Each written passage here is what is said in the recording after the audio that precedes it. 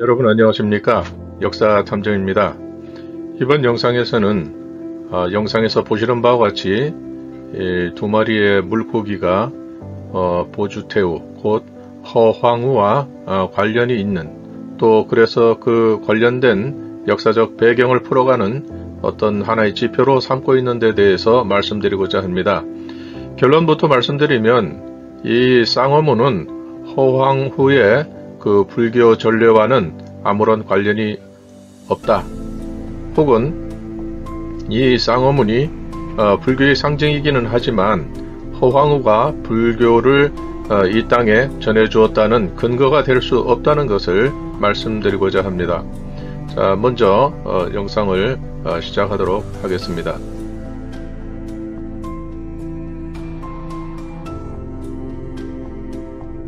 먼저 이 쌍어문의 기원을 보게 되면 현재 우리가 발견한 것 중에서 가장 이른 시기의 것으로 보이는 것이 앙소문화 반파형 이 토기가 되겠습니다. 보시는 바와 같이 앙소문화 반파형 채도, 여기에는 고기 두 마리가, 물고기 두 마리가 이렇게 그려져 쌍으로 그려져 있습니다.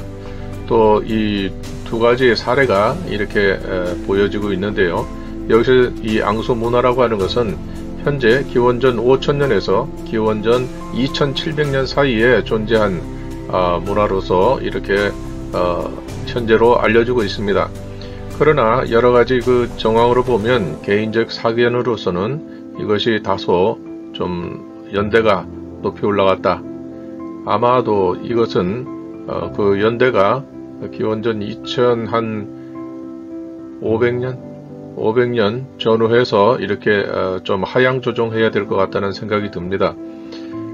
그래서 여기서 보면은 이 쌍어문이라고 하는 것이 허황우보다 적어도 2000년 이상 이전부터 가지고 있었던 어떤 그 인식의 기준이라고 이렇게 볼 수가 있겠습니다.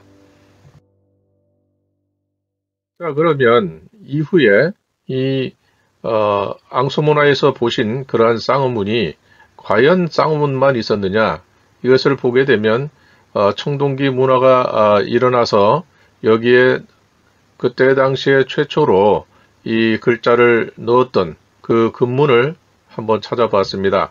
거기에 보면 여기에 지금 영상으로 보시는 바와 같이 물고기가 한 마리인 경우도 있고 두 마리인 경우도 있고 또 이렇게 세 마리인 경우도 있습니다. 또 네 마리까지 지금 제가 찾아봤습니다. 더군다나 여기에 보면 한 마리인 경우에도, 밑에 이 한 마리인 경우에도 보면 두 손으로 받든다는, 다시 말하면 제사를 드리거나 어떤 숭배의 대상이 되는 것을 우리가 여기서 볼 수가 있습니다.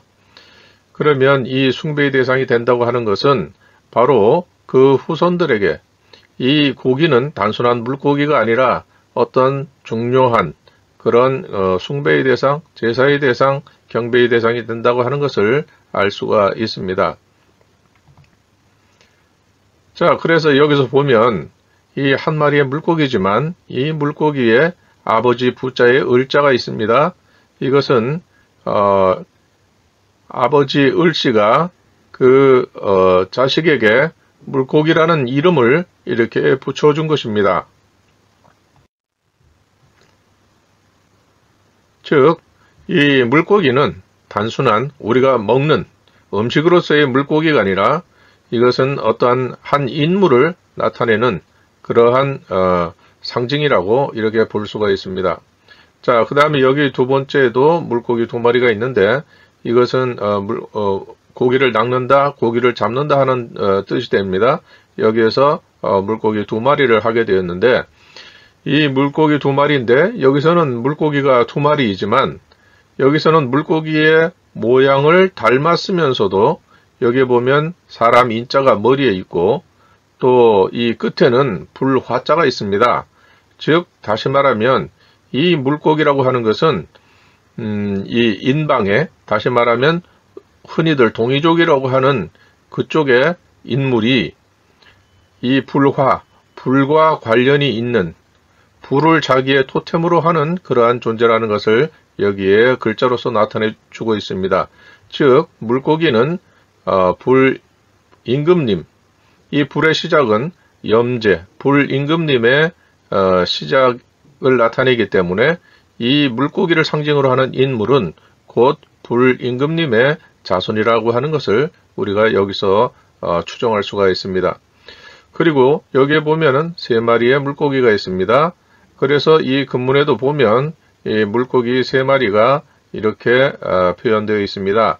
그래서 여기서 보면 공이 묘패를 사용을 해서 이렇게 이 근문이 들어있는 청동기를 이렇게 만들었으니까 잘 보배롭게 사용하십시오 하는 그런 의미가 여기에 담겨 있습니다. 또 여기에 물고기 4마리가 있습니다. 여기서는 이 옆에 이 부분은 지금 확실하게 보이지는 않지만 이것은 아들 자자인 것은 맞습니다. 다시 말하면 아들하고 물고기 4마리를 이렇게 그려 놓았습니다. 그러면 우리가 삼신에서 제가 설명드린 것처럼 고대인은 초창기 문자가 발생할 시점에서는 글자가 충분하지 않았고 그 목적이 사람을 나타내는 데 있었기 때문에 여기 나오는 물고기 역시 마찬가지로 물고기를 자기의 토템으로 하는 또한 시칭으로 하는 그러한 초기의 그 형태를 가지고 있기 때문에 1, 2, 3, 4, 4마리의 물고기는 사람을 나타내는 것과 동시에 기수와 소수를 그 문장의 구조에 따라서 다르게 해석을 해야 된다. 즉 첫째, 둘째, 셋째 이것이 될 수도 있고 또 하나, 둘, 셋, 넷 이것의 기수가 될 수도 있는 것입니다.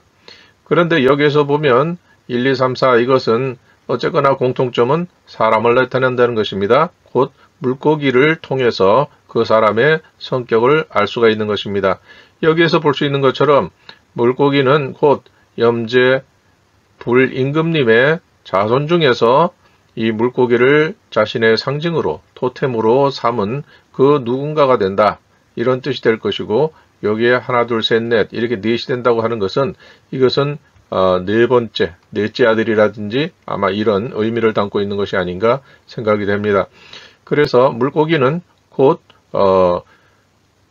이 인물이 염제 불임금님의 자손인 이 인물이 맡은 어떤 당시에 자신의 임무가 물과 또 물고기와 관련이 있는 그러한 직책이었을 것이다. 이렇게 짐작을 해볼 수가 있습니다.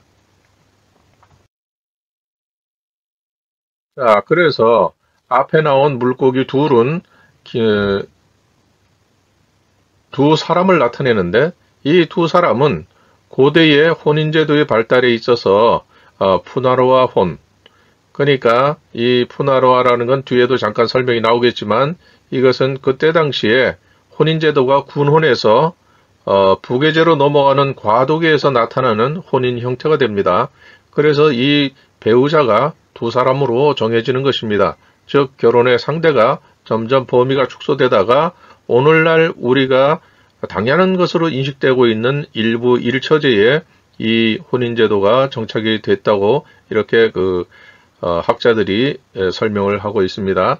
그래서 이 과도계에는 푸날라라고 해서 여기 보시는 것처럼 물고기 2마리, 그러니까 이 청동기에 이렇게 두 가지로 이렇게 따로따로 이렇게 기록을 남기고 있습니다. 이거 같은 것인데 왜 이렇게 따로따로 했을까? 이것은 물고기 여기 위쪽에 뚜껑이라든지 이 상단 쪽에 있는 이 물고기와 몸체나 하단부 혹은 속에 있는 이 물고기로 표현된 이 물고기는 같은 상대 쪽에 배우자이기는 하지만 이 둘 사이에 서열이 다르다는 것입니다. 이분은 삼촌, 그 다음에 이분은 조카, 대체로 이런 식으로 이렇게 구별이 되어 있습니다. 그렇기 때문에 청동기를 만들어서 누군가에게 이렇게 선물을 준다든지 예기로 사용한다든지 할 때에 각각 이 두 사람이 이렇게 자기 입장에서 이렇게 기록을 남기는 것입니다. 보시는 것처럼 이 물고기가 닮았다. 같다 이렇게 인식을 하지만 실제로는 이러한 닮아 보이는 것 안에서도 어딘가 보물찾기처럼 차이가 나는 것이 있습니다. 여기에서는 이제 주둥이가 달라졌는데요. 여기에서는 주둥이가 뾰족하고 여기에서는 좀 뭉퉁하게 나와 있습니다. 그렇고 이 지느러미 이것도 또 다르게 표현이 되어 있죠. 그러니까 이것은 만들 당시에 어떠한 그 차이점을 여기서 나타내려고 이렇게 의도적으로 물고기를 다르게 표현했다 하는 것을 알 수가 있습니다. 자, 마찬가지로 이 쌍어문이 각각 자기의 입장에서 다르게 표현을 했기 때문에 여기서도 보면 이 일면이라고 이렇게 이제 밑에 표현을 해놨는데 탁분을 뜨거나 모사를 할 때에 그 몸의 상단과 하단 이렇게 다르게 이렇게 표현이 되어 있는데 여기에 보면은 이 물고기도 같지만 다른 모양입니다. 자, 여기 보시면 서로 거울로 비친 것처럼 대칭이 되게 좌우가 바뀌어 있습니다. 그렇기 때문에 이것은 물고기로 나타낸 각각 다른 두 사람의 그 차이를 여기서 보여주고 있는 것입니다. 여기서 일면이라고 하는 것은 높은 위치에 있는 그러한 인물을 나타내기 때문에 여기에서는 여기가 삼촌, 여기선 조카, 뭐 이런 식으로 될 것이고 여기가 형님, 여기가 동생 이렇게 될 것입니다. 고대의 그 푸날로 혼에서는 삼촌과 조카뻘이 이렇게 되기도 하지만 또 어디를 기준으로 하느냐에 따라서 삼촌과 조카가 아니라 형님과 동생으로 이렇게 해석이 될 수도 있습니다. 이것은 일부 일처제의 입장에서는 상당히 혼란스러운 적응하는데 좀 시간이 걸리는 그러한 개념이 되겠습니다. 이 앞에서는 이 쌍어문이라고 하는 것이 그 역사적 기원이 적어도 오늘날로 쳤을 때에 5천년 가까운 그 시점에 벌써 이렇게 표현이 되어 있다 하는 것을 우리가 확인을 했고요.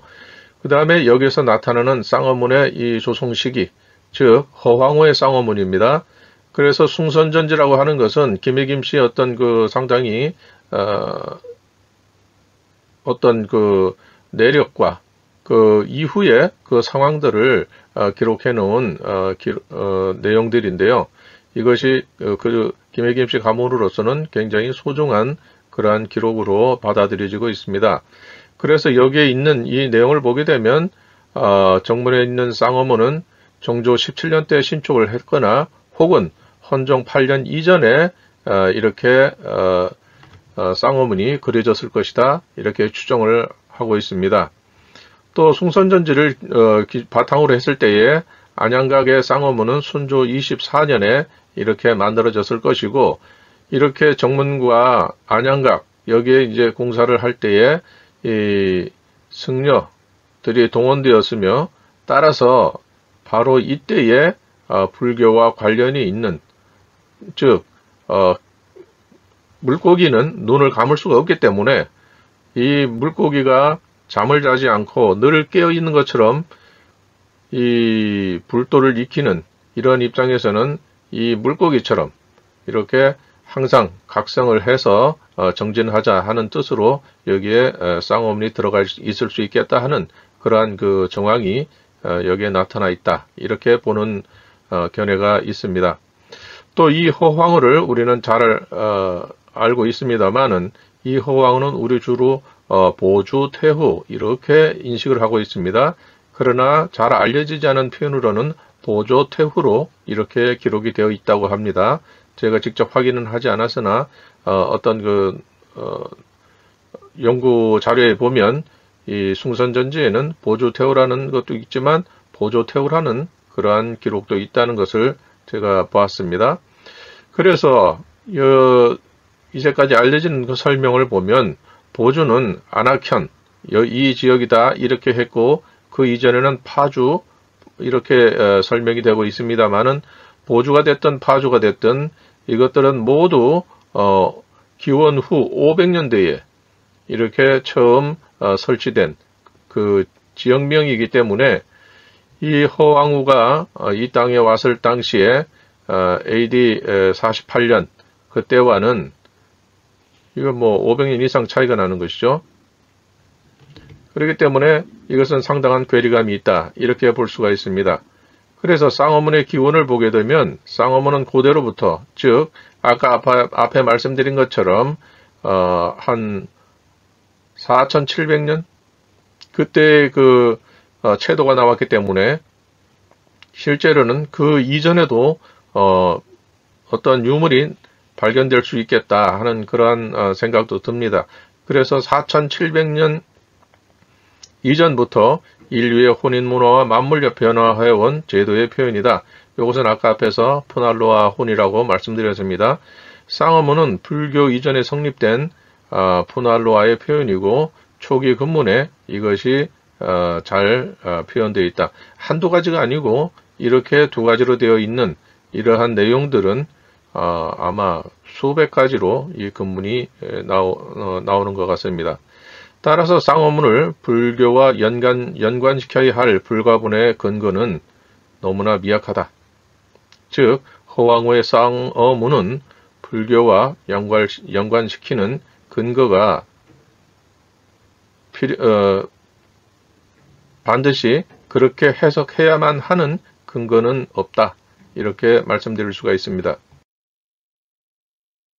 자, 그러면 말씀드린 것처럼 이 혼인제도의 변화에 있어서 이 푸날로아라고 하는 것은 친밀하다, 동반자다 이런 그 뜻을 가지고 있는데 여기에서 보면 그 쌍어문이 그 푸날로아의 관계를 나타내는 한 가지 사례일 뿐이지 쌍어문이 전부가 아닌 것이죠.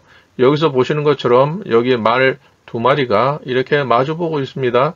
그러니까 말을 통해서 한 인물을 나타냈는데 그 인물이 이 푸날로아 혼의 그 시기에 이렇게 존재했었다 하는 것이죠. 그래서 이 말을 통해서 우리의 마한, 진한, 변환할 때에 이분들이 마한의 어떤 그 시작이 되는 분들이 아닌가 이렇게 보기도 합니다. 자, 그 다음에 여기 보면 또 새 두 마리가 이렇게 마주보고 있습니다. 이 두 분이 푸날로아의 관계라는 것을 우리가 짐작할 수 있는데요. 이렇게 친밀한 두 마리의 새를 하나의 이름으로 해서 부신 이렇게 기록을 해 놓았습니다. 그러니까 명명자가 되는 것이죠. 오늘날 우리가 동양화를 봤을 때 마지막에 도장을 찍습니다. 우리는 그것을 낙관이라고 합니다. 그것은 어떤 행위의 주체자가 되는, 주어가 되는 인물입니다.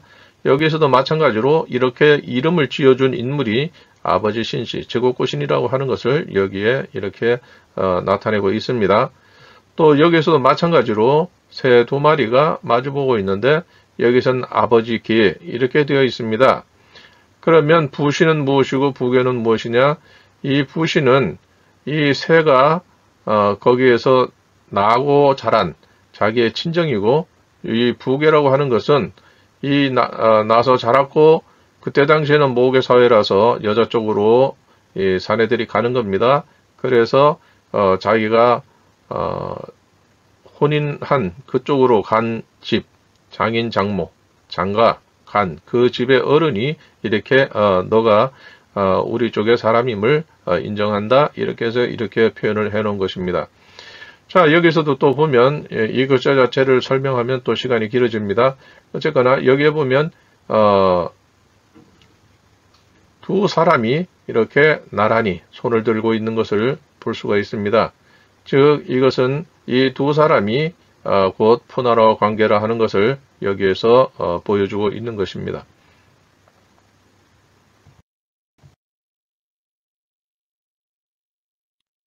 자, 여기에서도 마찬가지로 말 두 마리가 있고 또 여기에 멧돼지로 보이는 또 둘이 있습니다. 이 각각 이것은 멧돼지와 또 이 말은 각각 이 푸날로아와 관계에 있다는 것을 알 수가 있고 그래서 여기서 이것을 인정한 분이 바로 아버지 을씨라고 되어 있습니다.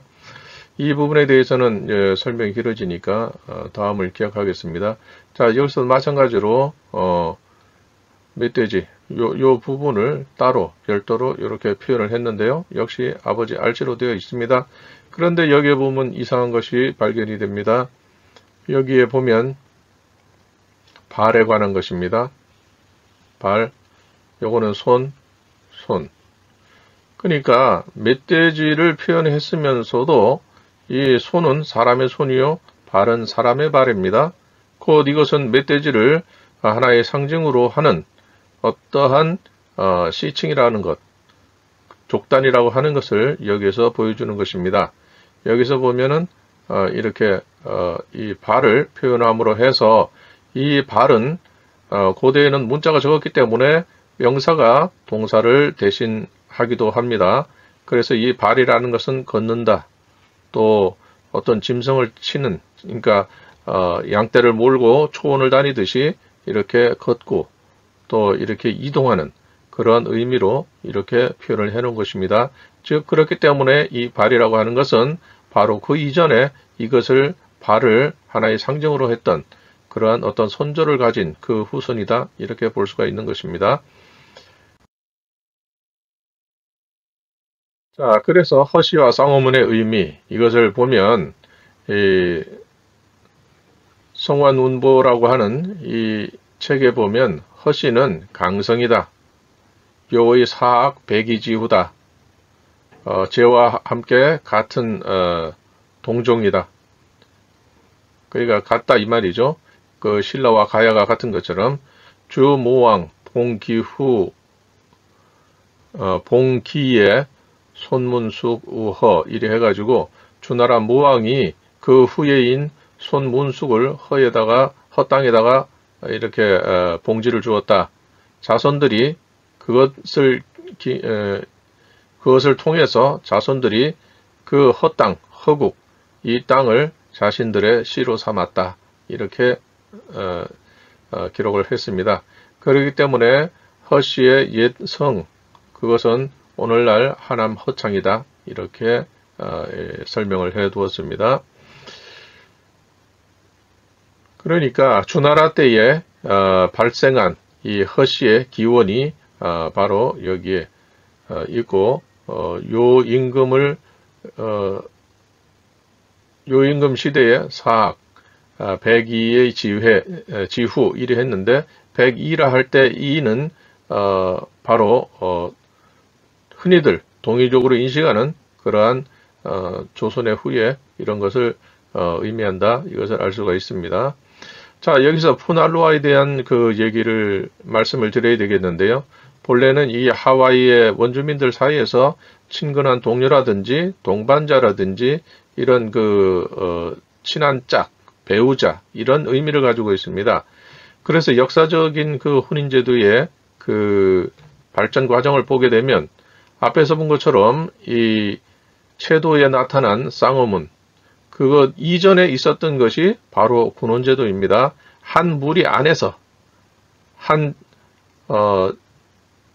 족단 안에서 무차별적인 그러한 어떤 그 관계가 이루어지는 것입니다.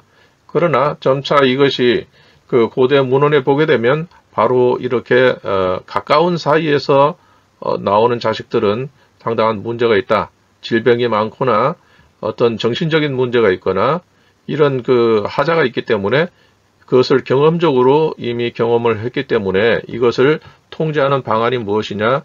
바로 배우자를 제한하는 것입니다.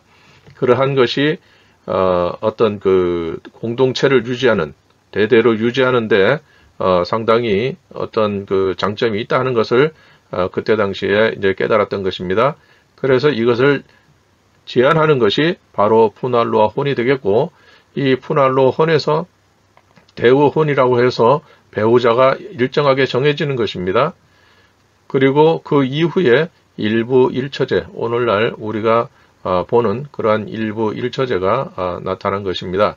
그래서 여기서 보면 푸날로아 혼이라고 하는 것은 바로 아까 말씀드린 것처럼 배우자가 정해지기는 했지만 2대2의 남녀 성비가 2대2의 혼인제도가 되기 때문에 아까 앞에 나온 것처럼 금문에서도 두 사람이 각각 자기 입장에서 그때 당시의 방식으로 이렇게 기록을 남긴 것입니다. 그래서 이 금문의 시작은 바로 푸날루아 혼 시대였다.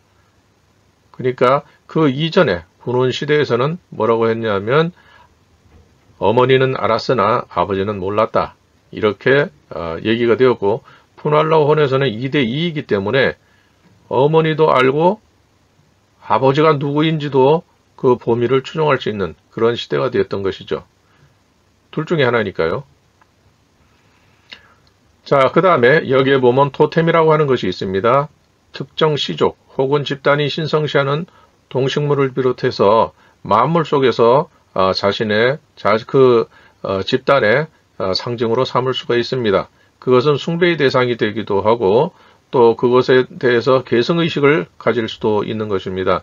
이러한 토템을 통해 구성의 소속감을 인식하고 또 한 집단이 문명의 수준과 인식 체계를 짐작할 수가 있다.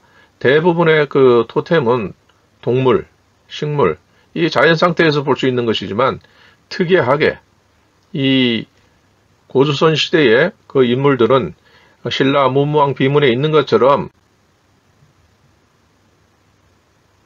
화관지후 이렇게 기록을 해 놓았습니다. 다른 데는 동식물을 얘기를 하는데 고조선 시대를 설명을 하면서 불을 맡은 관리, 최고의 관리 그 후예다 이렇게 설명을 하고 있고 또 천주에게 이렇게 제사를 지내는 그런 나라였다 하는 것을 이렇게 표현을 해놓고 있습니다. 이것은 무엇이냐 하면 다른 데는 동식물 자연 상태에서 수렵하거나 채집하는 그런 상태였을 때에 고조선의 선조들은 바로 오늘날 중국이라고 일컫는 서토로 진출을 해서 그 불을 통해서 구현한 청동기 문명을 통해서 그 서토의 주체 세력, 주도 세력으로서 이렇게 다른 그 공동체를 이끌어 나가는 그런 원동력이 되었다는 것을 알 수가 있습니다. 그렇기 때문에 고대 사회에 특히 고조선 같은 경우에는 푸날루아와 토템이라 하는 두 가지의 이 개념을 인식하고 바탕에 깔고 있어야 그것을 제대로 이해할 수가 있는 것입니다. 자, 여기에 하나의 예를 보겠습니다. 이것은 흔히 호식인류 해가지고 호랑이가 사람을 잡아먹는 그러한 형상이다. 이렇게 그동안 설명을 해왔습니다. 이것은 상나라 후기 기원전 11세기 그러니까 오늘날로부터 3000년 이전의 것으로 이렇게 알려지고 있습니다. 호남성 안화연에서 출토되어 있고 이것을 먼저 가치를 알아본 일본과 프랑스에서 이것을 소장을 하고 있습니다. 그런데 이러한 그 유출된 이 청동 기물을 근대의 금속학자 나진옥이 바로 호식인류 이렇게 호랑이가 사람을 잡아먹는 그러한 그 술통이다 이런 식으로 명명을 했습니다. 자, 여기서 우리가 봐야 할 것은 전체적으로 이 주체가 되는 것이 호랑이이고 이 호랑이가 사람을 그러니까 청년 같아요. 이 사람을 이렇게 안고 있는 모습입니다. 그리고 이 둘 외에도 여기에 세밀하게 각각 표현되어 있는 귀라든지 눈썹이라든지 이 옆에 이러한 그 문양들이 그냥 나온 것이 아니고 그 당시의 토템과 또 계승의식을 나타내주는 그러한 형태로 이렇게 구성이 되어 있습니다. 그런데 여기서 포커스를 맞추는 것은 바로 이 호랑이와 이 청년과의 관계입니다. 이것은 무엇인가 하면 바로 이 청년이 호랑이를 토템으로 하는 그 족단에 이렇게 장가를 간 것입니다. 그래서 이 호랑이, 이 족단이 이 장가간 이 청년을 보호하고 감싸주는 그러한 모습을 여기에 이렇게 표현을 한 것입니다. 그래서 이것이 각각 다 사람의 모습이죠. 호랑이를 토템으로 하는 그 족단, 그 다음에 사람 인을 토템으로 하는 그 족단. 이때 인이라고 하는 것은 바로 우리가 천지인 삼재라고 얘기를 합니다. 그것은 삼신을 나타낼 때에 바로 천신, 지신, 인신 이 세 가지로 설명을 하고 있는데 바로 여기에 나타나는 이분은 바로 인신의 후손이 아닌가 이렇게 추정해 볼 수가 있습니다. 그래서 회남자 천문훈에는 다음과 같은 설명이 있습니다. 도는 도시 우일, 일이부생, 고분이 위음 양, 음양죽 음양이기, 별위 음양, 만물 내형 이래 되어 있습니다. 이건 무슨 말이냐? 도는 일에서 시작이 되었는데 처음으로 시작이 되었으며 일이 비록 나은 것은 아니지만 이 일이 분리돼 가지고 음과 양으로 되었고 음양은 곧 두 가지의 기운이다. 이것이 나뉘어서 음양이 되었으며 만물을 이루었다. 이 무슨 소리입니까? 이 일이라고 하는 것은 우리가 여기 한자로서 그냥 쉽게 일로서 설명을 했지만 이것은 바로 삼신에 대한 설명이 되는 것입니다. 바로 여기에서는 문자로 한문으로서 써야 됐기 때문에 한자로서 써야 했기 때문에 일이라고 표현했지만 실제로 이것을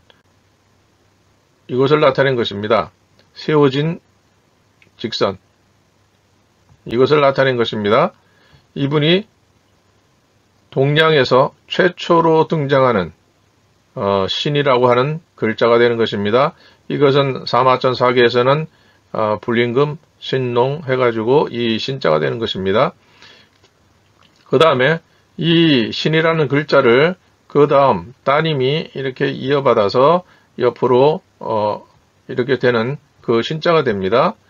그 다음에 이 두 족단 사이에서 태어난 최초의 인물 이것은 옆으로 세워서 이렇게 아드님 신자가 됩니다. 그래서 여기서 본 것처럼 바로 이 신이라는 글자로부터 역사가 시작이 되었는데 이 일이 이것을 낳은 것은 아니지만 이것이 각각 다른 어떤 공동체가 됨으로 해서 이것이 이렇게 둘 사이에 두 족단 사이에 이렇게 인물로 분리가 되었다. 그리고 이것이 음양이 되었다. 그러니까 이것은 우리로 보면 바로 이 두 번째 신이라는 글자가 바로 배우자의 족단이 되기 때문에 이것은 음이 될 것이고 이것은 양이 될 것입니다. 그 다음에 이 두 족단 사이에서 최초의 인물이 태어난 것이 바로 우리가 희화라고 하는 그분의 시칭이 되는 것입니다. 그래서 이것을 설문회자에서는 이 세 개의 일자, 신자를 하나로 하게 되면 바로 이렇게 집이라는 글자가 된다. 이것은 이미 삼신의 그 설명에서 자세하게 제가 말씀을 드린 바가 있습니다. 그래서 여기에서는 이 삼신이 이루어짐으로써 본격적으로 그 다음 자손들이 갖는 시칭, 그 시칭들이 또 그 후손들이 계속 이어받음으로 해서 하나의 또 다른 족단을 형성하게 되고 그것이 또 다른 토템으로 발전을 하기 때문에 그래서 만물이 형성되었다. 이 만물이라고 하는 것은 모든 인식할 수 있는 형태가 있는 것 중에서 자신의 상징으로 삼기 때문에 그걸 토템이라고 한다. 이런 뜻이 되는 것입니다. 또 이 노자 도덕경에서도 이에 대한 또 다른 설명을 하고 있습니다. 도는 일에서 나왔고 일은 일을 나왔고 2에서 3이 나왔다. 그 다음에 3에서 4로 가는 것이 아니라 삼생 만물 이 셋으로 인해서 만물이 나왔다. 바로 이 얘기입니다. 바로 양, 그 다음에 최초의 만물 중에서 최초의 인식하는 그것이 바로 천지인해서 바로 인신 이것입니다. 그래서 여기에서 이 인이라는 이 청년이 바로 이분이 될 것이다. 이렇게 추정해 볼 수가 있습니다. 그렇기 때문에 이것은 호랑이가 청년을 잡아먹는 것이 아니라 이것은 바로 이 호랑이를 토템으로 하는 우리로서는 의미 되는 이 집단 거기에 장가를 들어서 이 화합하는, 그러니까 여기서는 포옹하는 그러한 형태로 이렇게 나타난 것입니다. 그래서 이상의 설명을 통해서 다음과 같이 정리하고 또 결론을 내릴 수가 있습니다. 쌍어모는 고대로부터 물고기로 상징하는 토템이다. 토템은 한 시족 혹은 가문의 상징으로 선택이 되었고 여기에서는 바로 최초의 이 해 혹은 알로 표현되는 것이고 또 신, 그 다음에 집, 삼신,